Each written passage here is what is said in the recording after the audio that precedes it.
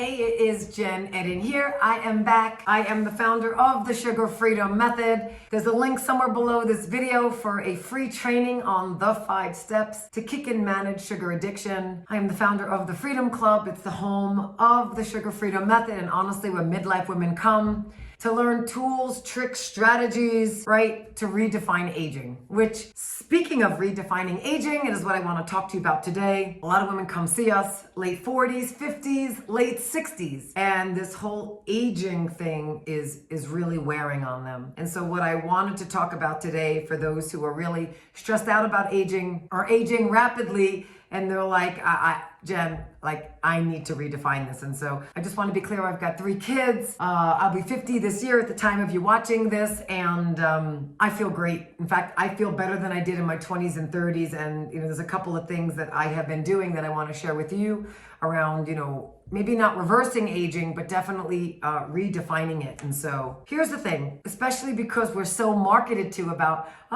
staying young and our bodies being so trim. And what happens is we start to feel jealous and compare ourselves to these younger chicks at the gym who have, wait for this, none of our wisdom. And so I would like you to redefine what aging is and really come to see it as something that's natural, something that's beautiful, and that aging equals wisdom. Aging equals wisdom. I personally think women in their 50s and 60s are gorgeous. Gorgeous. We've got a few wrinkles. We've got a little extra cellulite. The body maybe moves a little more than being super jacked with no flab. I gotta tell you, I am redefining what it means to age. I just don't think this concept of perfect and what kids look like in their 20s and 30s should be how we define ourselves. And so every time I see someone now, a younger person, I always say, but man, I am so grateful for my wisdom. I am so grateful for all the knowledge that I have. And yes, what could I do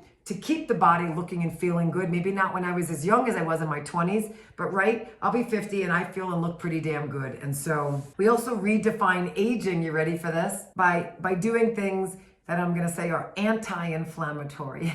Not hanging out with people who inflame us. We give ourselves full permission, and definitely eating an anti-inflammatory diet, okay? I know that the root cause of all disease in the body is inflammation.